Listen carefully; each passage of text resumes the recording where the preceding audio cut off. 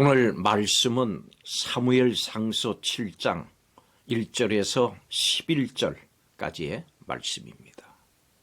먼저 오늘 말씀의 내용입니다. 여호와의 법궤를 이방 민족에게 빼앗겼던 이 초유의 사태는 이제 마무리가 됐습니다. 기럇 여아림 사람 아비나답의 집에 법궤가 안치가 됐고 법궤를 지킬 엘리야살도 거룩하게 구별됐습니다. 이제 2절부터는 법궤가 아비나답의 집에 안치된 지 20년이 지난 그 시점의 상황에 관해서 묘사를 합니다. 블레셋의 압제가 여전히 존재하는 그 상황에서 이스라엘 민족이 하나님의 도우심을 구하고 있습니다. 이때 갑자기 등장하는 인물이 4장에서 6장에서 잠시 사라졌던 사무엘입니다. 사무엘은 하나님을 사모하는 이스라엘에게 회개하라고 외칩니다.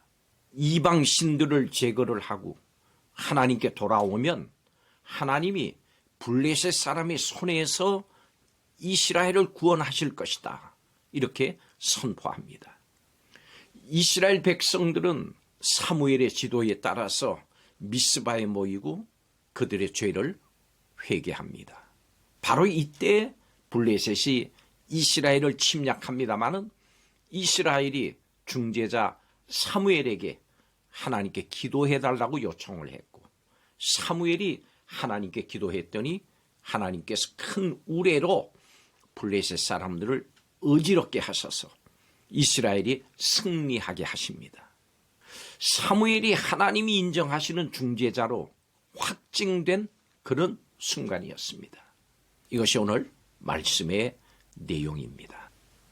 여러분, 성도는 하나님만 섬기는 사람, 하나님의 은혜 가운데 보호를 받으면서 복받으면서 살아가는 사람들입니다.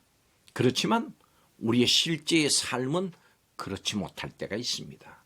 왜 그럴까요? 과연 하나님 앞에 합당한 우리의 모습이 무엇인지 이것을 이스라엘 자손의 모습을 통해서 알아보도록 하겠습니다. 첫째로 우리는 온전한 회복을 사모하는 성도들입니다.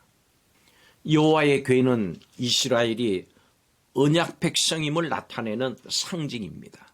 그렇지만 여호와의 궤는 아직 이스라엘의 변두리 기럇 여아림에 머물러 있습니다. 여호와의 궤가 이스라엘의 중심에 놓여서 그들이 여호와의 강력한 통치를 받는 것이 언약 백성에게 합당한 모습입니다마는 그렇지를 못했습니다.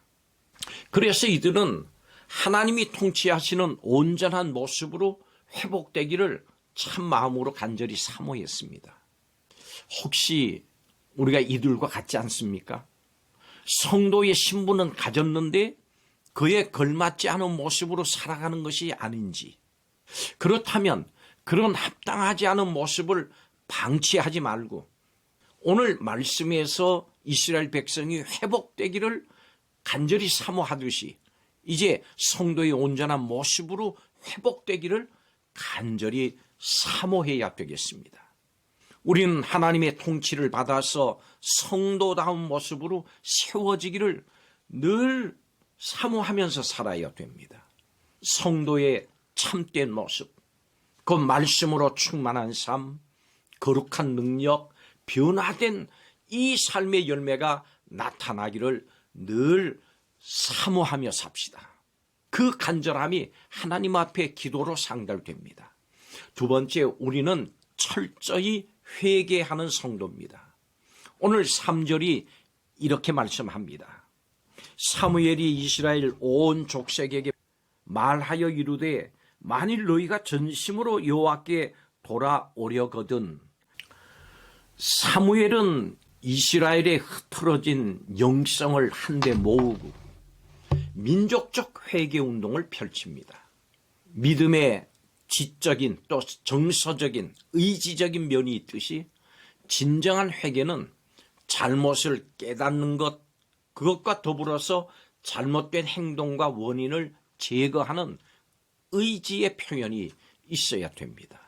다시 말해서 회개는 단순히 후회하는 것이 아니라 악을 걷어내고 가던 길을 멈출 뿐만 아니라 방향을 바꾸는 겁니다. 세례 요한은 회개에 합당한 열매를 맺으라고 선포했습니다. 전심으로 하나님을 바라고 오직 하나님만을 섬길 때 비로소 구원의 은총이 우리에게 임합니다. 사도행전 2장에서 베드로의 설교를 들은 유대인들은 자신들의 죄를 깨달았습니다. 그리고 사도들에게 이렇게 물었습니다. 우리가 어찌할꼬? 이 물음에 대해서 마태복음 16장에 기록된 대로 예수님으로부터 천국의 열쇠를 받았던 베드로가 그들에게 이렇게 선포했습니다. 그 내용이 사도행전 2장 38절의 내용입니다. 이렇게 기록합니다. 너희가 회개하여 각각 예수 그리스도의 이름으로 세례를 받고 죄 사함을 받으라. 그리하면 성령의 선물을 받으리니. 그렇습니다.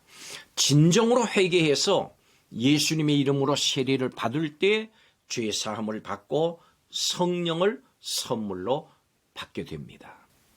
우리가 하나님의 백성으로 그에 합당한 모습으로 회복되려면 이스라엘 백성이 그랬던 것처럼 무엇보다도 마음을 돌이켜서 회개해야 합니다. 이스라엘 백성에게 바알과 아스타롯은 풍요와 다산을 약속했던 우상이었습니다. 오늘날 우리에게는 성공과 안전을 보장하는 대상이 그런 바로 우상일 수 있습니다. 물론 그 대상을 절대적으로 규정 지을 수는 없습니다. 예를 들면 돈이 어떤 사람에게는 욕망의 대상입니다마는 또 어떤 사람에게는 하나님을 향한 헌신의 도구가 되기 때문입니다. 우리가 그것에 소망을 두고 있거나 그것으로 미래를 보장받으려고 한다면 그것이 바로 우상입니다. 우리는 헛된 것에서 우리의 마음을 돌이켜야 합니다. 마음의 중심에서 헛된 것들을 철저하게 회개하고 주님만 의지하는 성도들이 되시기를 바랍니다. 마지막 세 번째로 우리는 하나님께서 응답해 주시기를 간구하는 성도입니다. 헛된 것으로부터 마음을 돌이킨 사람의 특징은 뭘까요? 이스라엘 백성은 블레셋의 위협을 받을 때 다른 우상을 찾지 않았습니다. 여호와께 부르짖어 간구하면서 언약 백성에 대한 합당한 모습을 보였습니다. 이에 하나님께서는 그 부르짖음의 언약적 사랑을 약속대로 베푸셔서 응답하셨습니다. 이와 같이 기도는 성도의 참된 믿음과 간절함의 표현입니다. 어려움을 당할 때 여러분 다른 대상을 찾지 마십시오. 우리를 위험에서 건지시고 보호하실 분은 오직 하나님 한 분뿐입니다. 자기 백성의 간구를 들으시는 하나님께서 약속하신 그 은혜를 구하시기를 바랍니다. 하나님께서 우리의 간구에 응답해서 위험에서 건지시고 길을 인도하셔서 당신의 백성을 향한 신실한 사랑을 보이신다고 하는 이 사실을 확신하시기 바랍니다. 하나님은 당신의 백성 성도들에게 사랑을 베푸시고 간구에 응답하시는 하나님이십니다. 우리는 일상적인 여러 필요, 현실에 당하는 위험까지 하나님께서 해결해 주실 것을 믿음으로 하나님의 은혜를 구해야 합니다. 간구하면서 현실에 당하는 위험을 두려워하지 말아야 됩니다. 그 어떤 것도 우리를 하나님의 신실한 사랑에서 결코 끊을 수 없습니다. 어떤 고통과 위험 가운데서도 하나님을 굳게 신뢰하십시오. 성도 여러분, 이제 헛된 것에 쏟았던 마음을 돌이키고 성도에게 합당한 모습을 갖출 수 있기를 사모하시기 바랍니다. 헛된 것을 구하지 말고 하나님의 신실한 돌보심을 믿고 하나님께 간절한 마음으로 간구하십시오. 그래서 우리 모두가 함께 하나님 앞에 서는 은혜가 있기를 예수님 이름으로 축원합니다. 이것이 바로 하나님께서 우리에게 원하시는 성도의 모습입니다. 기도하겠습니다. 오늘 말씀을 들은 성도들이 마음 중심에서 헛된 것들을 제거하고 철저하게 회개하고 하나님의 응답을 구하는 합당한 성도의 모습으로 회복하게 하여 주시옵소서. 회복의 기쁨을 누리는 성도들이 되게 하여 주시옵소서. 예수님의 이름으로 축복하고 기도하옵나이다. 아멘.